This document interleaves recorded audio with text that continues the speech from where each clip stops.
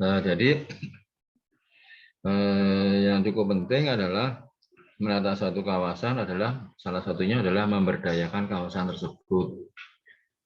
Yang paling sulit adalah memang bagaimana memaintain suatu kawasan supaya kawasan tersebut juga bisa setelah ditata, kemudian bisa lestari, kemudian membawa dampak positif terhadap warganya. Kemudian karena apa? Karena memang yang paling sulit adalah bagaimana memaintain memelihara suatu kawasan yang sudah tertata supaya tetap tertata terus. Maka di sini memang diperlukan adanya satu pemberdayaan masyarakat. Nah, pemberdayaan masyarakat itu memang bisa dikatakan akan tetap sustain jika memang harus satu ya, biasanya berbasis budaya lokalnya. Kemudian juga ada apa namanya basis lokal, kemudian juga ada istilahnya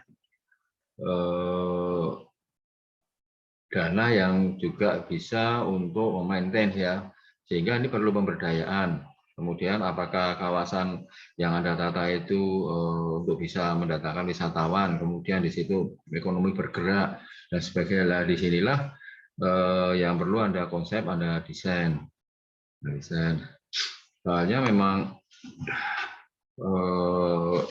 berdasarkan pengamatan kami, yang paling sulit adalah sesuatu yang sudah ditata itu adalah memelihara ya, memelihara kemudian memberdayakan. Soalnya kalau tidak ada pemberdayaan, tidak ada pemeliharaan itu akhirnya kembali ke kumuh lagi ya. Nah, bagaimana Anda bisa menata kawasan yang rencana Anda tata itu, di samping juga apa namanya sebagai memenuhi kriteria standar desain, tapi juga bisa apakah bisa menjadi satu daya tarik untuk mendatangkan orang datang ke situ. Khususnya memang sekarang itu yang relatif paling mudah adalah menjadikan aset-aset itu sebagai aset wisata. Dalam konteks ini kita beranggapan bahwa kondisi sudah dalam keadaan normal ya. Nah, wisata itu sendiri sekarang memang berkembang, kemudian ke wisata offline dan bisa ke online. Tetapi bagaimanapun juga berdasarkan suatu pengamatan bahwa memang wisata itu memang wisatawan itu pengen mempunyai pengalaman atau langsung ke lokasi, merasakan situasi, kondisi dan sebagainya. Dan sebagainya. Disinilah salah satu PR Anda adalah bagaimana di samping menata adalah memberdayakan kawasan tersebut supaya bisa mandiri. Salah satunya tidak menutup kemungkinan sebenarnya adalah di konsep wisata. Inilah yang menurut saya di mana-mana kalau untuk mendatangkan orang biasanya seperti itu. Mungkin ada yang perlu ditanyakan, Dek?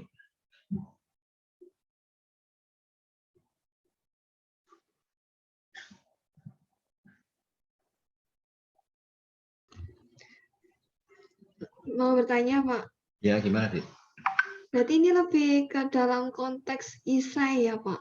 Gimana? Isai. Isai maksudnya? Penulisannya lebih ke isai. Tulisan-tulisan gitu? Iya. Jadi gini. Ini ya. Ada ini sebenarnya dalam konteks waterfront design itu salah satu yang dihasilkan sebenarnya gambar desain meskipun itu sederhana ya. Jadi konteks waterfront design ini misalnya nanti muncul satu gambar desain bukan ke detail-detail bangunan, bukan. Dalam arti seperti masuk ke denah, tampak ke ini, itu lebih cenderung di sini konsepnya ke masalah urban design tetapi penataan kawasan, tetapi di mana penataan kawasan itu ada di tepian sungai.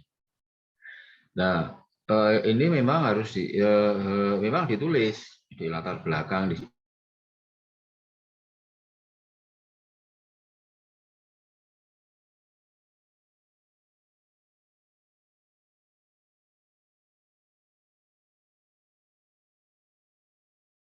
penyelesaian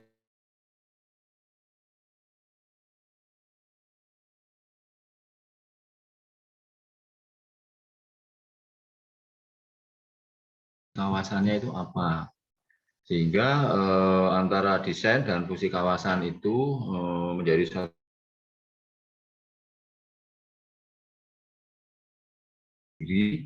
tetapi artinya sesuai dengan konteks-konteks penataan waterfront dan tidak melanggar perda yang ada.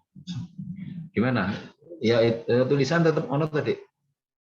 Latar belakang itu kan untuk menyampaikan ini sebenarnya sedikit saya konsep pada waktu Anda seperti bikin DP3A tetapi sederhana, tetapi konteksnya adalah satu sepenggal kawasan tepian sungai yang kemudian ada usulan untuk ditata, kemudian ada gambar yang menggambarkan secara visual tentang konsep penataan tersebut.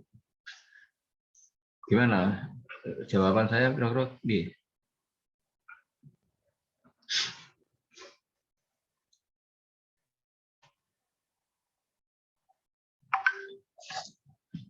Jadi menurutku memang ini harus kalau yang di Solo sebenarnya Anda kan survei itu bisa macam-macam, bisa datang ke lokasi kalau itu memungkinkan, atau bisa melalui internet. Nah, Anda bisa trace peta, kemudian jadi menurutku yang data yang cukup penting satu adalah peta block plan kawasan. Peta block plan kawasan ini lengkap dengan sistem jaringan jalannya. Kemudian juga Anda harus mendapatkan ini perda tepian sungai di kawasan itu seperti apa. Nah, inilah yang dan perlu diketahui bahwa kalau satu kawasan itu merupakan satu dicurigai, ditengarai sebagai kawasan cagar budaya, dan jika ditemukan bangunan-bangunan yang dicurigai atau ditengarai sangat kuat sebagai cagar budaya, maka kehadiran cagar budaya tersebut lebih diutamakan. Tapi dengan catatan bahwa dengan adanya cagar budaya di tepi sungai tersebut tidak mengancam keberadaan cagar budaya tersebut itu sendiri. Soalnya ada suatu kasus-kasus, di tepian sungai ada bangunan cagar budaya, tetapi setelah diamati oleh BCB, Balai Cagar Budaya itu dikhawatirkan kalau itu tetap di situ terus, maka bangunan cagar budaya tersebut akan hancur, lama-kelamaan akan rusak. Maka bangunan tersebut melalui suatu kajian suatu tim akhirnya direkomendasikan untuk bisa dipindah. Kemudian sungainya yang dinormalisasi. Tetapi kalau ibaratnya di situ nanti Anda menemui bangunan cagar budaya dan di situ dikatakan aman, maka dia tidak akan terkena peraturan-peraturan yang berlaku di situ, misalnya tentang jarak, tentang sepadan sungai, tentang ini dan sebagainya, karena dikhawatirkan kalau itu nanti dipindah justru akan merusak nilai-nilai arti penting dari bangunan tersebut. Jadi ini Anda menurutku yang cukup penting adalah mendapatkan peta block plan kawasan. Peta block plan kawasan, kemudian Anda telusuri satu dari kan setelah ada petanya itu, kemudian ada peta-peta rumah. Peta-peta rumah tersebut Anda telusuri dari sisi satu fungsi. Yang kemudian dari peta block plan tersebut Anda bisa membuat peta figur ground. Kemudian setelah itu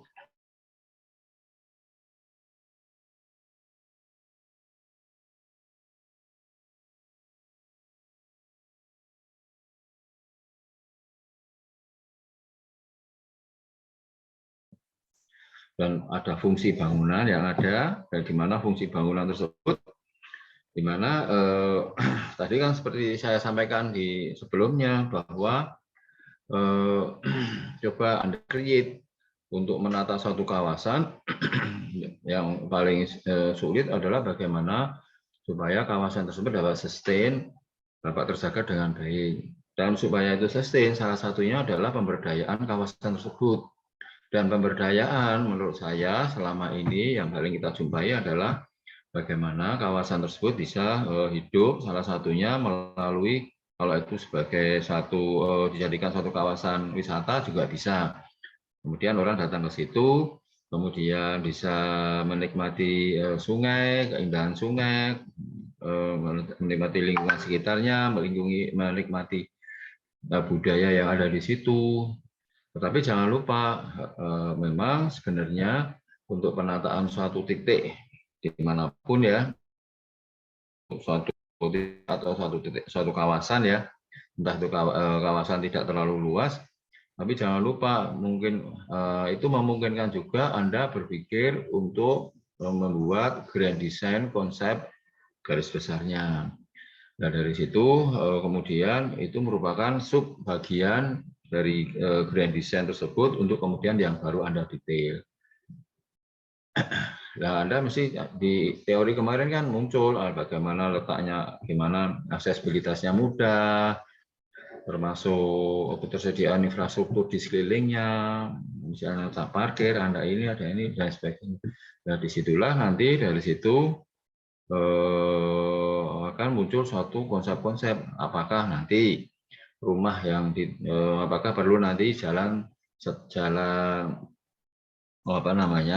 di tepian sungai dibuat suatu jalan untuk menikmati keindahan sungai.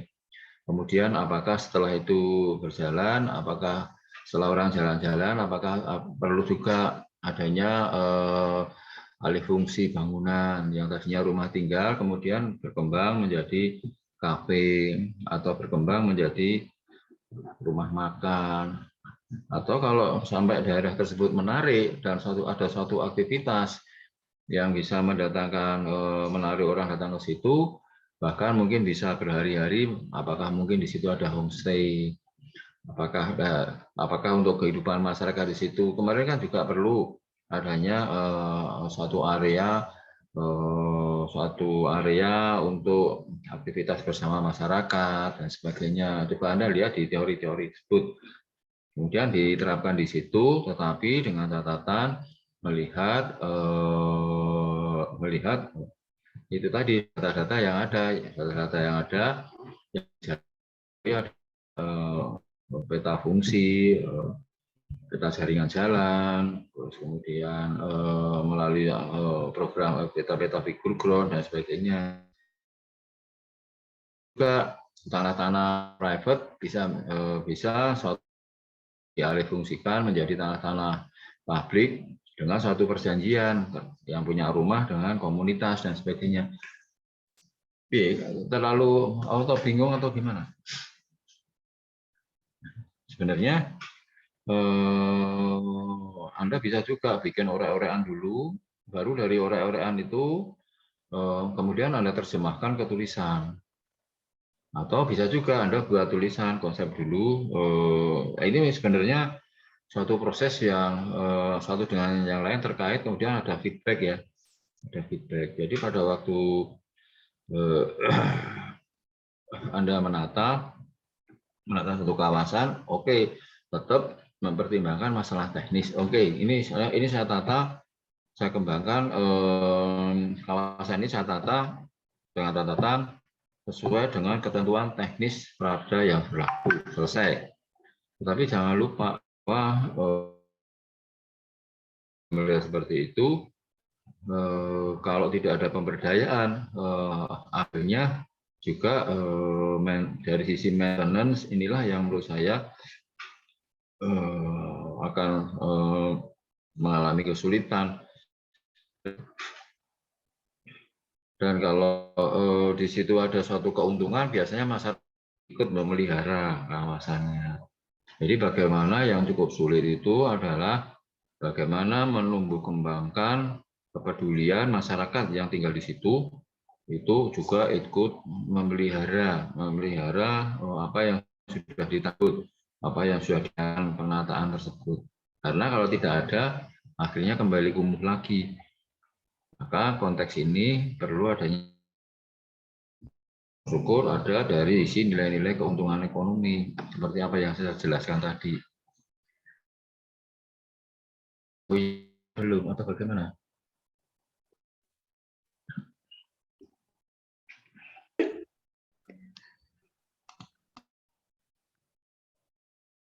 Belum?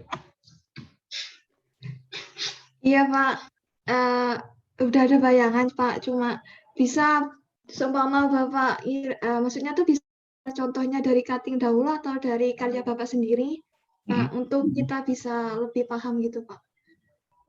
Oh, nggak apa-apa, nanti kita ujian kapan? Tanggal 8 Pak kalau di kalender. 8, enggak untuk waterfront. Oh, saya tidak tahu detailnya Pak, belum tahu detailnya. Oh, belum anu ya.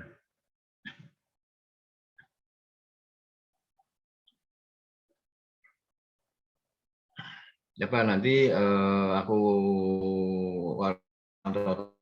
kirim aja ya. Atau ada satu sesi lagi kemarin memang saya hari Senin nggak bisa karena ada tugas ke Jakarta itu. Kan si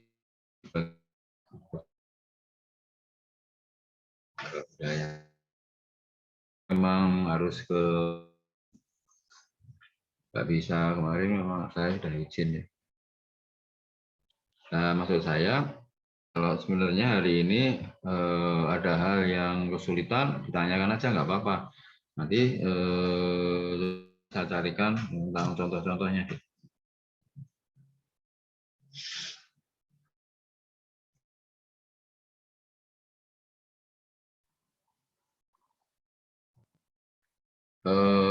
Untuk tugas ini kira-kira yang paling sulit apa ya kira-kira ya? Mungkin menentukan mau desain seperti apa Pak. Mau? Desainnya model seperti apa gitu. Nah, memang untuk menentukan desainnya seperti apa, tahu potensi kawasan dulu. Dengan dari situ kita baru bisa mengetahui, oh ini mau saya jadikan apa. Tidak menutup kemungkinan bisa berbeda-beda untuk masing-masing daerah. Jadi pada waktu kita mendesain dulu tentang potensi kawasannya. Potensi kawasan apa ini mau saya jadikan satu kawasan kawasan rekreasi biasa atau kawasan heritage atau yang lain.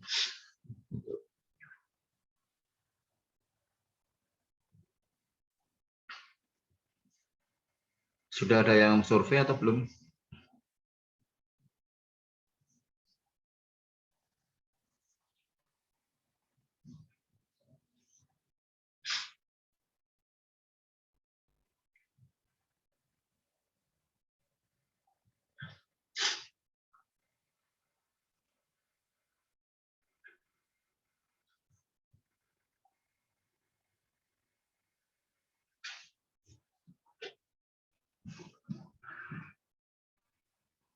Atau mungkin dari masing-masing kelompok bisa ngirim ke email saya mengenai gagasan-gagasan seperti apa untuk saya komentari atau bagaimana?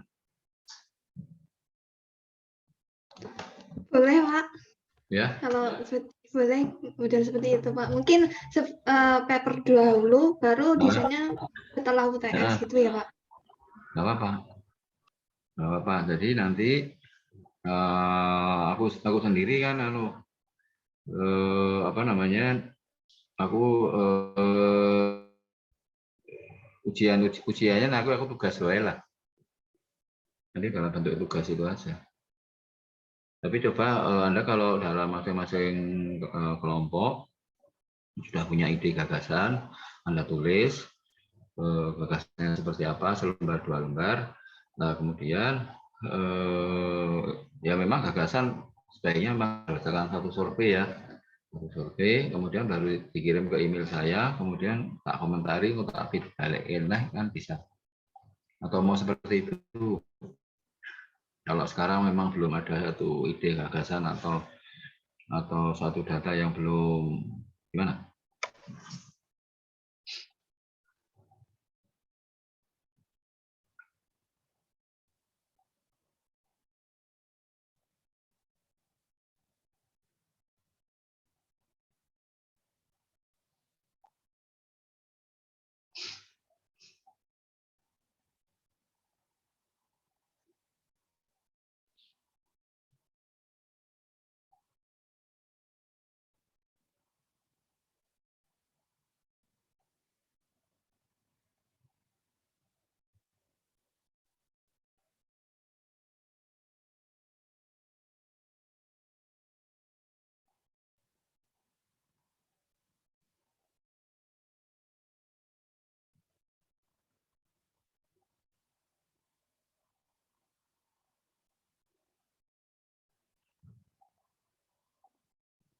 Halo?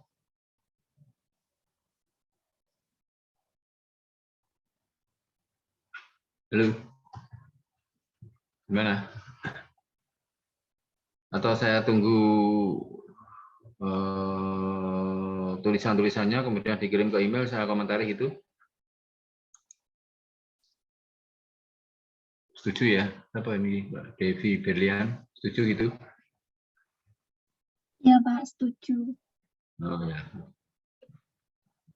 Jadi sekarang belum, atau mungkin nanti kita ketemuan lagi dalam 1 minggu ini setelah Anda kirim mengenai minimal selembar 2 lembar gagasan, saya komentari untuk kita diskusikan lagi dalam satu pertemuan gitu. Gimana? Nanti kalau untuk didiskusikan minggu depan, ngirim ke Pak Alfa sebelum hari Senin itu ya Pak? Gimana? Gimana, Dek? Kalau misalkan didiskusikan, berarti mengirim gagasannya putus-putus ya Pak? Agak suaranya double-double gitu, jadi kurang jelas. Saya lewat chat aja ya Pak kalau gitu. Suaranya kurang jelas sih.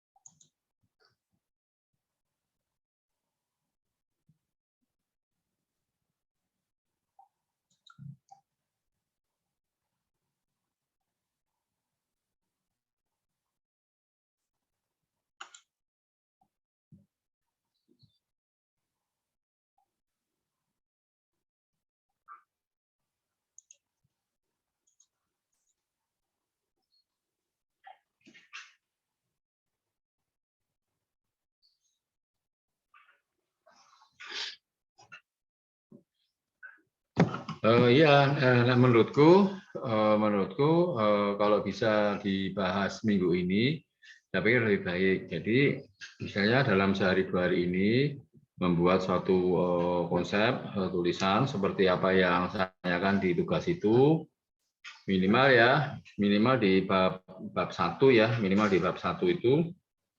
Kemudian dari situ saya komentari kemudian mungkin bisa dalam minggu ini kita pertemuan lagi atau nanti saya kirim lewat lewat email juga bisa atau lewat WA juga bisa. Atau bagaimana? Saya hanya ingin tahu tentang selama ini apa yang sudah saya sampaikan, kemudian kira-kira ada tugas seperti itu, terus kira-kira respon Anda seperti apa gitu.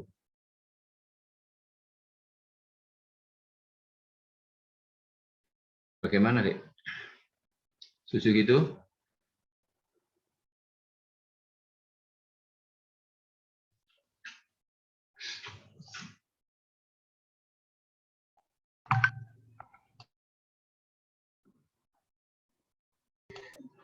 Enggak Pak, boleh Pak seperti itu Pak. Setuju. Itu ya. Oke.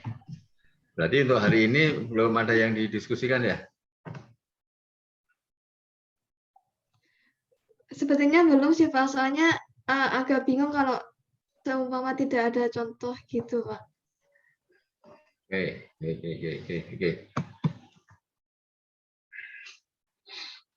Ya. Oke, coba ya nanti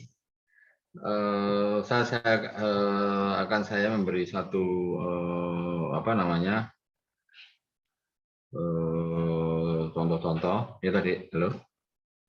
Kemudian kemarin sebenarnya sudah ada tadi tentang penataan satu.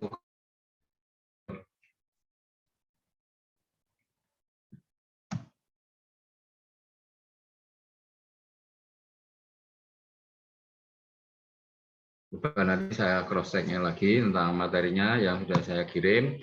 Kemudian kalau itu memang belum ada dan itu butuh yang praktis, nanti akan saya sampaikan.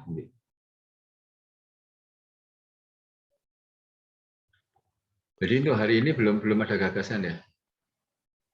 Tapi dalam sehari 2 hari ini bisa nggak kira-kira ngirim ide gagasan apa dan sebagainya, minimal di bab 1.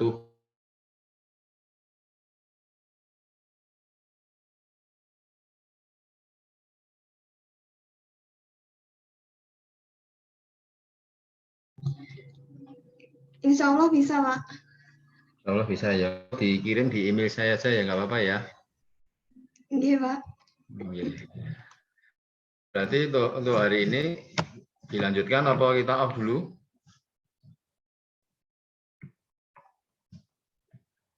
Saya sambil nunggu itu kemudian nanti saya buka diskusi lagi.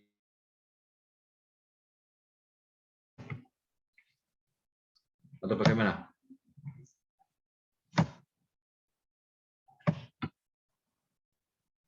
Kira-kira kesulitan yang paling besar apa tadi dari si tugas itu?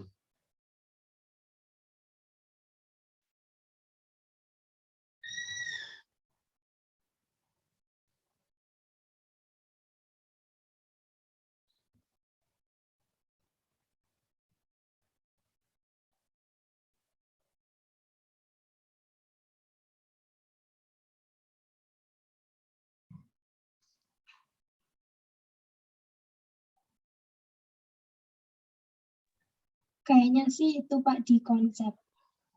Hah? Kayaknya di konsep Pak. Soalnya kan ini mudah juga buat lihat kawasannya. Oke. Ya. Ya, ini Anda bikin 1 lembar 2 lembar, kemudian sampaikan ke saya. Dari situ kan nanti aku kira-kira arahnya mau kemana nanti saya tambahi gitu. Itu gimana? Nanti dikirim di email saya ya Dek ya, nggak apa-apa ya. Di email atau di WA juga bisa nggak apa-apa. Nanti lewat koordinator.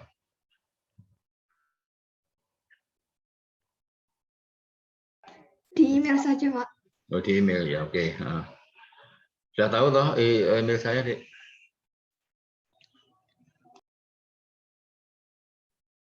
Nanti kalau belum nanti saya info ke koordinator ya.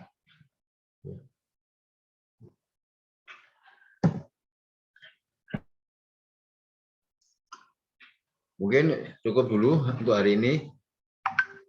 Sambil saya nunggu ada masukan dari gagasan itu atau gimana?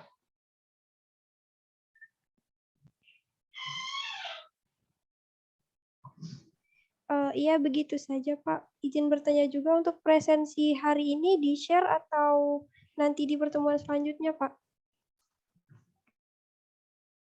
Maaf.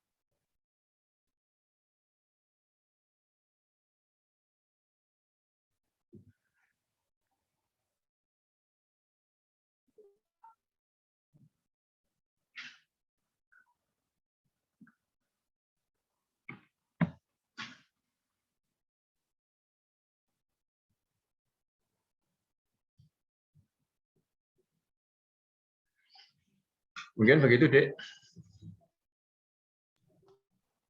Maaf Pak, bisa diulang untuk presensinya hari ini dikirim sekarang atau nanti Pak di pertemuan pas membahas gagasan itu? Saja. Kalau mau dikirim juga bisa, atau dihitung pas pertemuan itu juga bisa. Oh ya Pak. Baik Pak, terima kasih. Jadi mungkin untuk sementara cukup gitu ya. Saya tunggu gagasannya Adik ya. Gitu. Akan dikirim ke saya kapan? 2 hari lagi mungkin? Cukup? Insya Allah cukup, Pak. Oh ya, oke. Sehingga nanti ada bahan yang kita diskusikan dan nanti saya insya Allah bisa beri masukan-masukan gitu. Mungkin sementara gitu ya, Dek ya.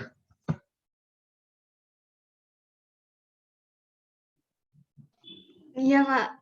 Ya, nanti kalau ada materi-materi yang perlu saya share, nanti akan saya share lewat koordinator ya. Untuk bahan-bahan referensi.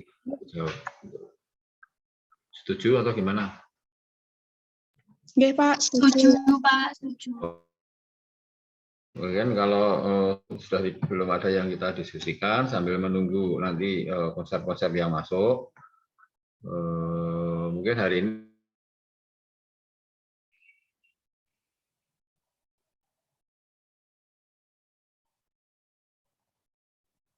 atau masih ada yang ditanyakan lagi?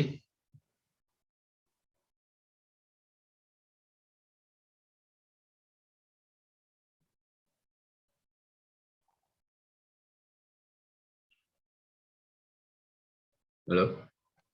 Sepertinya sudah cukup, Pak. Nanti iya. 2 hari lagi mungkin kita bisa saya kumpul Oh iya, oke. papernya, Pak. Iya. Jadi, ya, terima kasih sekali untuk pertemuan hari ini. Untuk kurang lebihnya saya mohon maaf.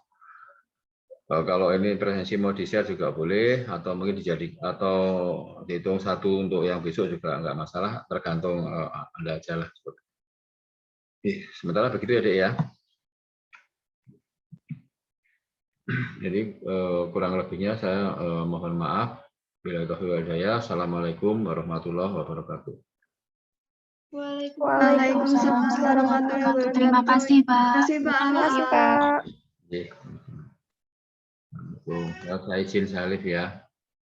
Iya, Pak.